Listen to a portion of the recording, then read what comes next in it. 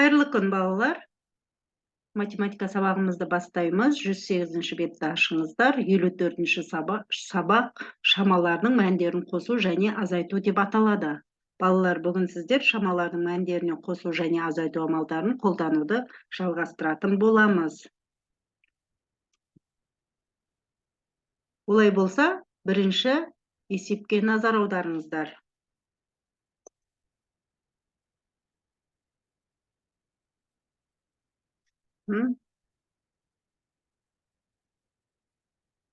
Бірінші есепте амалдарды орында. Берілген 5 сағат азайту жақша ішінде 87 минут азайту 27 минут. Яғни, бұл жерде бізде есеп берілген, яғни амалдар орындау берілген. Әрі қарай 2 тәулік қосу жақша ішінде 35 сағат, азайту 11 сағат. Келесі 3 метр азайту жақша ішінде 37 сантиметр, қосу 63 сантиметр. Келесі 50 литр азайту жақша ішінде 9 литр, азайту 7 литр. Келесі 9 центнер азайту жақша ішінде 72 килограмм, қосу 28 килограмм. Келесі 400 килограмм қосу жақша ішінде 8 центнер және 300 килограмм деген амалдар берілген. Біз бұл амалдарды қалай орындаймыз? Балалар, есімізге түсірейікші, ең бірінші біз нені орындаймыз? Жақшаның ішін орындаймыз. Яғни 87 минуттан 27 минутты азайтамыз. Одан кейін барып осы шыққан мәнін, яғни 5-ке не істейміз? Азайтамыз. Келесі деді, дәл солай барлық бұл жерде ең бірінші жақша ішін орындайтын боламыз. Енді қане балалар, тексеріп жіберейік. Демек, біз 5 сағатты минутқа айналдырамыз ең бірінші. Сонда 5 сағатымыз қанша болады? 300 минут болады. Яғни 1 сағатымыз 60 минуттан болған кезде 5 рет оны 60-ты қосатын болсақ, бізде 300 деген сан шығады. Сонда 300 минут болады. Демек, 300 минут болады. Енді 300 минуттан біз 60 минутты аламыз. 60 минутты біз қайдан алдық? Ең бірінші біз бұл жерде не істедік? 87 минуттан 27 минутты азайттық. Сол кезде бізде 60 минут қалды. Сонда тең болады екен 240 минутқа тең болады екен. Яғни бізде 300 минут пен 60 минуттың айырмасының мәні 240 минутқа тең болады екен. Келесі 2 тәулік қосу жақша ішінде 35 сағат пен азайту 11 сағат тең. Яғни бұл жерде біз тағы да 2 тәулікті сағатқа ауыстырып аламыз. 1 тәулікте 24 сағат болады, 2 тәулікте 48 сағат. Демек, 48 сағатта қосамыз, 35 сағат азайту 11 сағатты азайтқанда 24 сағат болады. Соны енді біз 48 бен 24-ті қосқан кезімізде 92 сағатқа тең болады екен. Келесі 3 метр азайту жақша ішінде 37 сантиметр, қосу 63 сантиметр еді. Демек, бұл жерде біз ең бірінші 37 сантиметрге 63 сантиметрді қосамыз. Сонда бізде 100 сантиметр шығады. Ал 3 метрімізді біз сантиметрге айналдырамыз, яғни түрлендіреміз. Сонда 3 метріміз біздің 300 сантиметр болады. Демек, осы 300 сантиметрден азайтамыз 100-ді, тең 200 сантиметрге болады. Келесі 9 центнер. Центнерімізді біз 900 килограммға айналдырып аламыз. Әрі қарай айналдырып аламыз. Сол кезде 900 килограмм болады. Ең бірінші бұл жерде де 72 килограммға 28 килограммды қосамыз. Сонда бізде 100 килограмм шығады. 9 центнерімізді 900 килограммға айналдырдық. Сонда 900-ден 100-ді азайтқан кезде мәні 800-ге тең болады екен. Келесі 9 литрден ең бірінші жақшаның ішін орындаймыз. 9 литрден 7 литрді азайтамыз. Сонда бұл қалады 2 литр. Енді 50 литрден 2 литрді азайтқанда бізде 48 литр қалады екен. Әрі қарай келесіде 8 центнерден азайтамыз, яғни 300 килограммды. Сонда бұл жерде 8 центнеріміз килограммға түрлендіреміз. Сонда 800 килограмм болады. 800 килограммнан 300 килограммды азайтқан кезде 500 шығады. Енді осы 500-ге 400 килограммымызды міне тұрған килограммымызды 500 килограммға қосамыз. Сонда біздің өрнегіміздің мәні 900 килограммға тең болады екен. Балалар, сіздерде де дәл осылай шықты деп ойлаймын. Келесі есепке өтейік. Келесі екінші есеп, тыңда, есепті шығар. Асханаға 33 литр сүт әкелінген еді. Оқушыларға таңертең 20 литр, ал түсте 10 литр сүт берілді. Асханада неше литр сүт қалды дейді. Енді бұл жерде біз мәтін есеп бізде берілген. Бұл мәтін есептің бірінші не істейміз? Шартын құрып аламыз. Барлығы бізде 33 литр болды. Таңертең 20 литр, түсте 20 литр берілді. Демек біз қанша литр сүт қалғанын табуымыз керек. Демек, 33-тен азайтамыз. Бізде 33 литр барлығы. Яғни 20 мен 10-ды қосамыз. Қанша болады? 20 мен 10-ды қоссақ, балалар, 30 болады екен, е? 30 болады. Ал енді 33-тен не істейміз? 30 литрді азайтамыз. Сонда жауабы асханада 3 литр сүт қалады екен, балалар. Сіздер дәл осылай бұл жерге өрнектің мәнін жазып келтіресіздер. Әрі қарай келесі үшінші есепке назар аударыңыздар.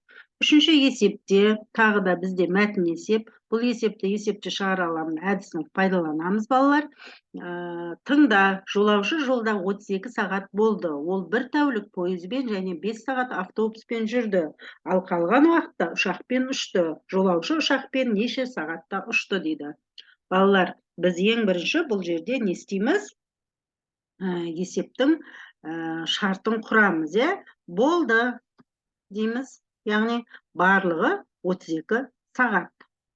Пойызбен бір тәулік жүрді, яғни 24 сағат жүрді. Автобуспен 5 сағат, ұшақпен белгісіз болып тұр енді. Ұшақпен қанша сағат ұшқаны белгісіз болып тұр. Демек, біз енді жолаушы ұшақпен неше сағат ұшқанын табуымыз қажет. Олай болса, біз не істейміз? Яғни бір тәулікті, яғни 5 сағатқа қосамыз. Солай ма? Яғни ол не деген сөз? 24-ті 5-ке қосамыз. Сонда қосамыз, одан кейін не істейміз? Ол кезде 29 сағат шығады. Енді осы 29 сағатымызды 32 сағаттан алып тастаймыз. Демек, 32 сағат азайту 29 сағат, тең қалады 3 сағат қалады екен. Демек, жолаушы ұшақпен 3 сағат ұшқан екен, балалар. Балалар, сіздерде де дәл осылай шықты деп ойлаймын. Жарайсыңдар, бәрекелде. Келесі есепке назар аударыңыздар. Төртінші есеп, есепті шығар. Тыңда, бір оқу жылында бастауыш сынып оқушыларында 5 апта демалыс бар. Ал жазғы демалыс одан 8 апта артық. Бір жылда оқушылар үшін барлығы неше апта демалыс бар дейді. Бұл жерде де балалар не істейміз? Бірінші шартын дүзіп аламыз, балалар? Есептің шартын дүзіп аламыз.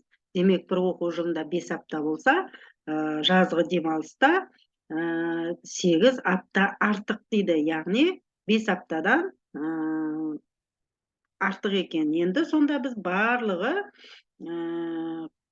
қанша демалыс барлығын табуымыз керек. Демек, шешуі, яғни 5-ке 8-ді қосамыз, болады қанша? 15 апта болады. 15 аптаға және тағы 5 аптаны қосамыз. Сонда қанша болады барлығы? 18 апта болады екен. Сонда бір жылда оқушылар үшін 18 апта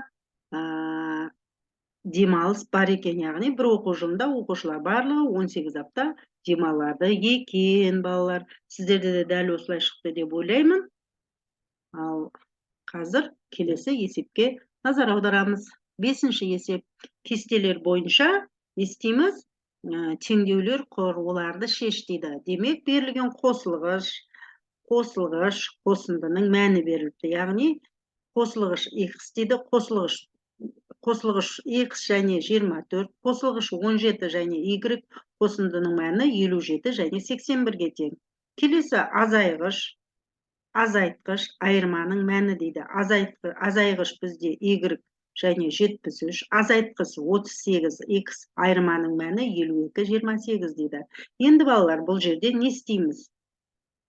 Бұл жерде біз кесте бойынша теңдеу құрамыз. Демек, қосылғыш қосындының мәні. Демек, x қосылу 17 тең қосындының мәні, яғни 57-ге тең болады.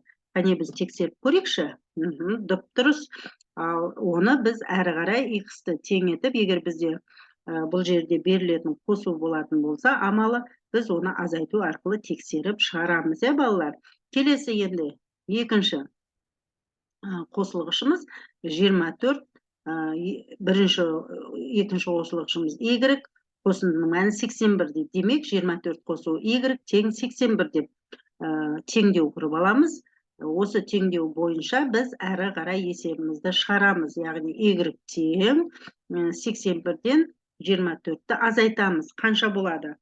84-тен 24-ті азайтсақ, 57 болады.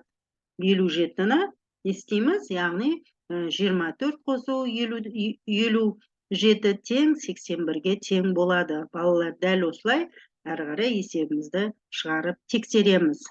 Келесі азайғышты тексереміз. Азайғыш, яғни y азайту 38, айырманың мәні 52-ге тең дейміз. Демек, бұл жерде біз y-імізді табу үшін біз 52-ге 38-ді қосамыз. Сонда қанша болады? 90 болады екен, балалар. Демек, y-іміз біздің 90-ға тең екен. Келесі теңдеуімізді 73 азайту x тең 28 деп аламыз. Енді бұл жерде де біз x-ті табуымыз керек. Ол үшін 73-тен 28-ді азайтамыз. Сонда бізде қалады 45. Демек, x-іміз біздің 45-ке тең екен. Есебімізді әрі қалай орындаймыз, балалар. Жарайсыңдар. Рахмет, бәрекелді. Келесі есепке назар аударыңыздар. 6-шы есеп, сынық сызықтың ұзындығын тап дейді. Демек, сынық сызықтың ұзындығын біз сызғыш арқылы өлшей отырып, міне былай деп шығардық. Демек, 2 сантиметр, 3 сантиметр, міне қараңыздар. Мына жер 2 сантиметр, мына жер 3 сантиметр, бұл жер 4 сантиметр, мына жер 1 сантиметр екен. Біз осы сынық сызықтың ұзындығының барлығын қосқанымызда 2 сантиметр қосу, 3 сантиметр қосу, 4 сантиметр қосу, 1 сантиметр тең қанша болады екен, балалар? 10 сантиметр болады екен. Демек, сынық сызықтың ұзындығы 10 сантиметр болады екен. Балалар, сіздерді де дәл осылай шықты деп ойлаймын. Керемет, тамаша. Келесі есепке назар аударыңыздар. 7-ші есеп, көліктердің жол жүру кестесін зертте дейді, балалар. Демек, бұл жерде шығу уақыты 13 сағат 15 минут. Жолдағы уақыт 8 дейді. Келу уақыты белгісіз. Сонда шешуі 13 сағат 15 минутқа 8 сағатты қосамыз. Сонда 21 сағат 15 минут болады екен. Кәне тексеріп көрейікші? Дұп дұрыс. Келесі екіншісінде, яғни біріншісінде жолдағы уақыт, яғни автобустың келу уақыты 21 сағат 15 минут екен. Екіншісі жолдағы уақыты бұл жерде 1 тәулік болады. Яғни 1 тәулік 24 сағат. Ал шығу уақыты болса, шығу уақыты 18, келу уақыты 18 сағат 30 дейді. Ал шығу уақыты да қанша дейді? Енді бұл жерде 18 белгісіз болып тұр. Белгісіз болып тұр. Бұл жерде шығу уақыты белгісіз болып тұр. Демек, 18-ге 18 сағат 30 минутымыз, яғни 1 тәулікке нететін болсақ, ол қалай болады? 18 сағатымыз, яғни бізде 24, 1 тәулік 24 сағат болады. Демек, бұл жерде бізде шығу уақыты, яғни 18 сағат 30 минут болады екен, балалар. Әрі қарай. Үшіншісі. Демек, үшіншісінде шығу уақыты бізде шығу уақыты 20 сағат, жолдағы уақыты белгісіз, келу уақыты 22 сағат дейді. Демек, бізде бұл жерде нені табамыз? Жолдағы уақытын табамыз. Демек, сонда 22-ден біз 20-ны азайтамыз, сонда 2 қалады. Демек, жолдағы уақыты 2 сағат екен, балалар. Балалар, сіздерде де дәл осылай шықты деп ойлаймын. Келесі есепке назар аударыңыздар. Келесі есеп жұптық жұмыс. Кел ойнайық. 9-шы есепке назар аударыңыздар. Бұл жерде өте қызық. Әріптерден сөздер құрастырамыз, артық сөзді табамыз. Міне, көздеріңіз көріп тұрғандай, мұндай әртүрлі әріптер берілген екен. Л, Т, И, Р, Г, А, С, А, Т, Т, Е, М, Р, Е, Р, Ц, Н, Т, Н, Е, Қ, У, С, О деген әріптер беріліпті. Енді осы әріптерден бірінші сөз құрастырамыз да, одан кейін артық сөзді алып тастаймыз. Демек, бірінші тұрған, әрине сіздер айтып отырғандай, литр деген сөз жарайсыңдар. Келесісі сағат, үшіншісі метр, төртіншісі центнер екен. Ал соңғы тұрған қосу деген сөз. Демек, бұл жерде артық сөз қосу деген сөз екен, я балалар. Сіздерде де дәл солай шықты деп ойлаймын. Жарайсыңдар, бәрекелде. Енді балалар, үйге тапсырма 8-ші есеп. Амалдарды орында. Яғни 3 тәулік азайту, жақша ішінде 82 сағат азайту, 34 сағат дейді. Балалар, біз бұл жерде ең бірінші нені орындап аламыз? Жақша ішін орындаймыз. 82-ден 34-ті азайтамыз. Сонда бізде қалады 48 сағат. Демек, 3 тәуліктен 48 сағатты азайтамыз. Сонда біз 48 сағатты тәулікке айналдырып аламыз. Демек, 3 тәуліктен 48 сағатымыз ол 2 тәулік болады. Демек, 3 тәуліктен 2 тәулікті азайтамыз. Сонда қалады 1 тәулік қалады екен. Келесі 4 центнер азайту 300 килограмм дейді. Бұл жерде де біз не істейміз? 300 килограммды центнерге айналдырып аламыз. Сонда 4 центнер азайту 3 центнер тең болады. Яғни, екеуінің айырмасының мәні 1 центнерге тең болады. Келесі 8 центнер азайту жақша ішінде 36 килограмм, қосу 64 килограмм дейді. Енді қараңыздар, бұл жерде біз 36 килограмм мен 64 килограммды қосамыз. Сонда ол 100 килограмм болады. Демек, бізде 8 центнеріміз жазамыз, 100 килограммымыз ол 1 центнер болады. Демек, 8 центнерден 1 центнерді азайтқан кезде айырманың мәні 7 центнерге тең болады екен. Әрі қарай 3 метр азайту жақша ішінде 10 дециметр қосу 3 дециметр дейді. Демек, ең бірінші біз жақшаны орындаймыз. 10 дециметрге 3 дециметрді қоссақ 13 дециметр болады. Демек, енді біз 3 метрді дециметрге айналдырамыз. Сонда 30 дециметр шығады. Бізде 30 дециметрден азайтамыз 13 дециметрді. Сонда мәні 17 дециметрге тең болады екен. Балалар, сіздерде де дәл осылай шықты деп ойлаймын. Сіздерге де рахмет сабақты соңына дейін көргенге. Осы сабақта сіздер шамалардың мәндеріне қосу және азайту амалдарын қолданып үйрендіңіздер деп білемін. Енді маған рефлексия жасауда ұстазға хат рефлексиясын пайдаланыңыздар. Яғни, бүгінгі тақырыпты түсінгендерің, түсінбегенің туралы маған төменге комментарийге хат қалдырсаңыздар болады. Балалар, осымен біздің математика сабағымыз аяқталады. Келесі кездескенше сау сәлеметте болыңыздар.